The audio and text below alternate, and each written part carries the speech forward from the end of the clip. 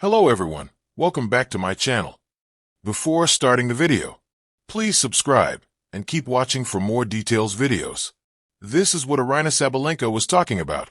It was shady. Coco Gauff and Belarusian's fans argue after IGA Swiatek runs riot in Wimbledon final. This is what Aryna Sabalenka was talking about. It was shady. Coco Gauff and Belarusian's fans argue after IGA Swiatek runs riot in Wimbledon final. The piece blends fictional dialogue, real tennis context, fan dynamics, and sports commentary in a narrative style. This is what Aryna Sabalenka was talking about. Shady shadows and Swiatek's Wimbledon storm. By the time the last ball thudded into the grass, ending the shortest Wimbledon women's final in over a decade, center court had fallen into a peculiar silence, part awe, part disbelief. The scoreboard read, IGA Swiatek def. Aryna Rybakina 6-1, 6-0. The match had lasted just 58 minutes, but its echoes were already being felt far beyond London. Backstage, a storm of murmurs brewed. This is what Aryna Sabalenka was talking about. Coco Gauff muttered, half under her breath, her tone sharp. The comment, captured inadvertently by a roaming microphone during a post-match hallway moment, went viral within hours. Tennis Twitter, or more accurately, Tennis X, ignited, and within that firestorm, a new chapter of rivalry, suspicion, and controversy unfolded. Chapter 1. Swiatek's Silent Symphony. IGA Swiatek had entered Wimbledon 2025 with more than just a top seed. She carried the weight of 4 Roland Garros titles, a U.S. Open crown, and the unspoken narrative that she was still figuring out grass. For years, her movement on the surface had been compared to a gazelle on ice, elegant but unsure. That was until this fortnight. Match after match, she dismantled her opponents with unrelenting precision. Her serve, once a vulnerability, was suddenly a weapon. Her footwork like poetry. And in the final, she didn't just beat Rybakina, she humiliated her. Commentators hailed it as the dawn of a new era. Fans called it IGA's grass breakthrough. But not everyone bought the fairy tale. Chapter 2. The Sabalenka Shadows. A week before Wimbledon began, Aryna Sabalenka had withdrawn unexpectedly from the tournament, citing a lingering shoulder injury. But in a cryptic Instagram story, she'd posted, "Some things you just can't compete against. Not always the racket that wins." It was deleted within the hour, but screenshots, as always, lived on. Fans debated the meaning. Was it about unfair draws? Biased scheduling? Some whispered about politics. Others, more conspiratorially, wondered if she was alluding to favoritism behind closed doors. When Swiatek's dominant run began, a wave of Belarusian and even some neutral fans resurfaced Sabalenka's quote. And after the final? They roared in unison. Chapter 3. Gauff's Grit and Gripe. Coco Gauff had fallen to Swiatek in the semis, a tense, emotionally charged match that ended 7-6, 6-3. It had been closer than the score suggested.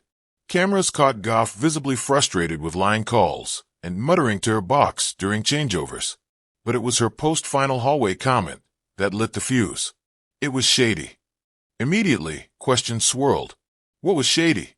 The scheduling, which gave Swiatek more rest. The umpiring in the semifinal? Or was it something more insidious? Gauff clarified nothing in her post-tournament interviews, instead saying, "I think the tennis world knows what I meant." Cue the chaos. Chapter 4. Fans take sides. Within 24 hours, the tennis world divided like tectonic plates. Swiatek supporters argued this was jealousy, pure and simple, that Gauff and Sabalenka's fan bases couldn't accept being outclassed. Sabalenka loyalists flooded threads with gifs of her old press conferences, especially the now immortal line. Sometimes, the court isn't the only thing that's uneven. Neutral fans launched investigations of their own, comparing Swiatek's match schedules, rest days, court assignments, and even analyzing slow-motion replays of questionable line calls. Conspiracy theorists dug up her training sessions, alleging suspiciously fast recoveries and unexplained improvements. Was any of it real? Or was it the collective inability of a sports community to accept brilliance without an asterisk? Chapter 5. The Shady Timeline.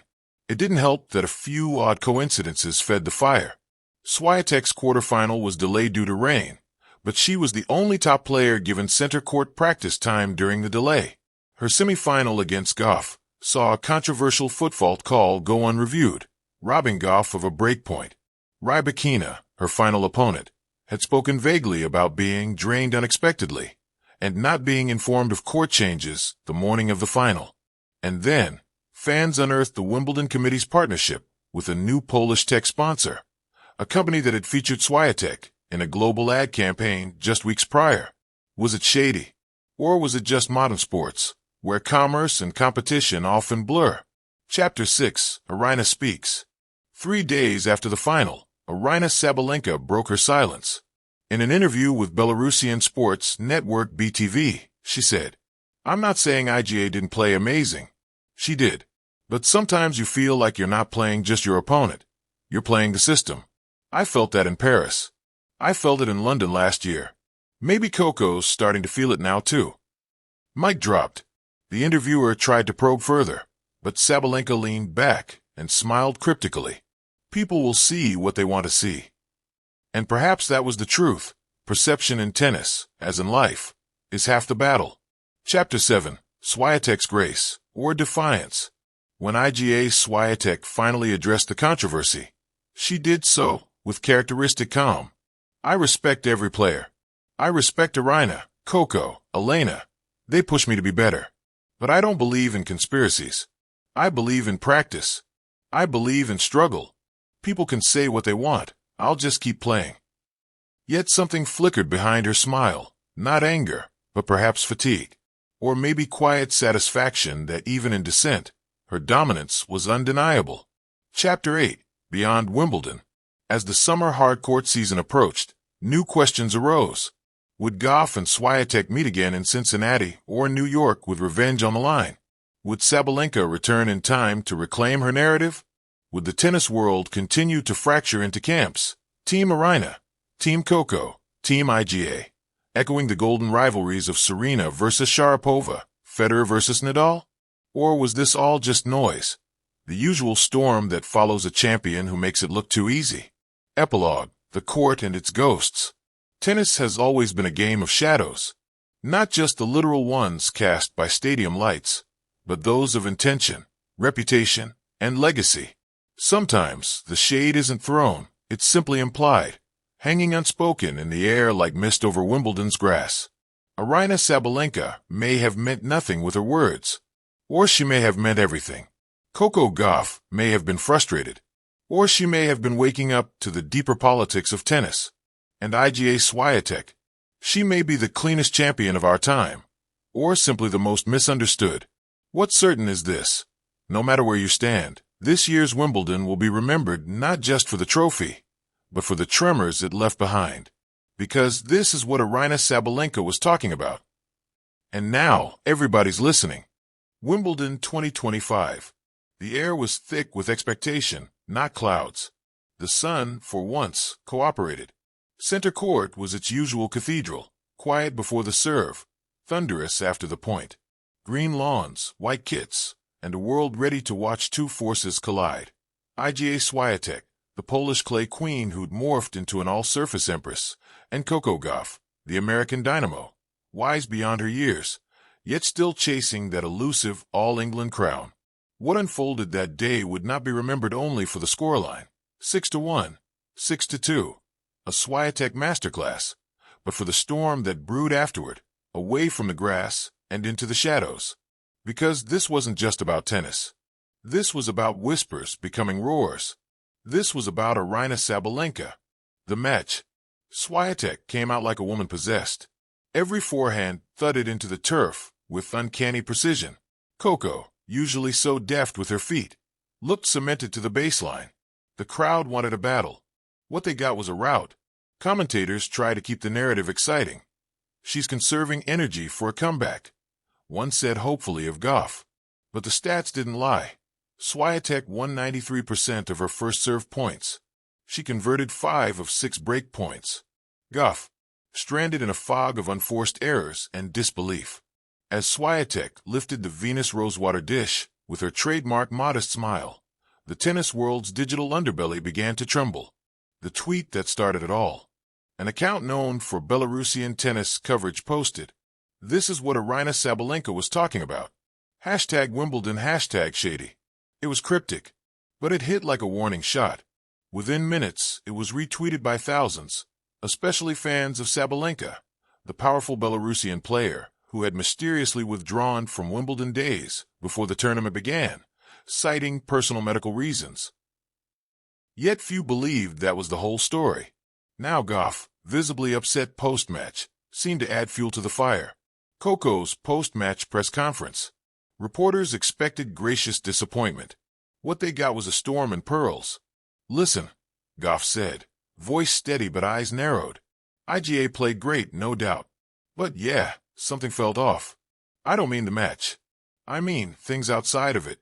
There was stuff we heard, behind the scenes. Some things felt shady. That's all I'll say." One reporter leaned in, brows raised. "Are you referring to Sabalenka's earlier comments? About feeling unwelcome here this year?" Coco shrugged, then paused. "You said it, not me." Aryna's ominous interview revisited. A month before Wimbledon, Sabalenka had given an interview to a small European sports outlet. Most ignored it, but now fans began to dig it up. "There are moments," Aryna had said, "where you feel like the game is bigger than just sport. You feel pressures, not just from fans or opponents, but from elsewhere. Sometimes, you realize you're not meant to win certain things, no matter how hard you hit the ball." At the time, it was dismissed as vague frustration, but now, it felt prophetic. Theories spread like wildfire. What followed was peak tennis internet.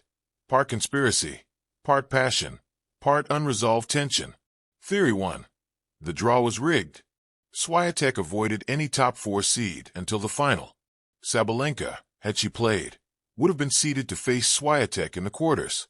Fans noted how quickly Sabalenka was replaced in the draw, like they were waiting. Theory 2. Political pressures behind the scenes. Sabalenka, a Belarusian, had faced criticism during the previous seasons for refusing to publicly denounce Lukashenko's regime. Some believed that Wimbledon organizers, already once having banned Russian and Belarusian players, had subtly discouraged her participation again this year, publicly allowing her, but privately making her presence unwelcome. Theory 3. Sabalenka was ready and sidelined. Some fans insisted Sabalenka had been spotted practicing just days before the tournament. Videos allegedly showed her in full swing. Why withdraw? A fan tweet summed it up. Sabalenka was a threat. Too powerful, too loud. Swiatek is clean, quiet, marketable. And guess who the sponsors wanted in that trophy photo? Swiatek responds, briefly. IGA Swiatek, not one to indulge drama, was unusually clipped in her champion's press conference. "I played my tennis. I focused on myself. I don't know what others are referring to. I respect Aryna. I respect Coco. But I earned this." The trophy beside her gleamed, but her expression didn't match it. She knew the storm was swirling. A fan base divided. Coco Gauff's fans, fiercely loyal, began the hashtag Let Coco Speak movement. Clips of her Wimbledon pressers circulated with subtitles, slow-motion eye rolls, and TikToks dissecting her tone. Belarusian tennis fans adopted a new slogan: "Shadows can't hide the truth." Meanwhile, traditionalists pushed back. Conspiracies make the sport dirty. Swiatek was unbeatable.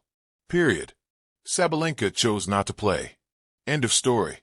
Gauff was outclassed. Now she's blaming ghosts. But others weren't so quick to dismiss the noise. When several unnamed WA players reportedly contacted a journalist, confirming there was tension behind closed doors at Wimbledon, things escalated. Wimbledon silence. The All England club, proud and secretive as ever, released only one terse statement. "We uphold the highest standards of fairness, sportsmanship, and professionalism. Any suggestions otherwise are entirely unfounded." No mention of Sabalenka. No mention of Coco's comments. The silence only added oxygen to the fire. Aryna returns online. 10 days after the final, Aryna Sabalenka broke her silence. No interview. Just an Instagram story. A black background. White text.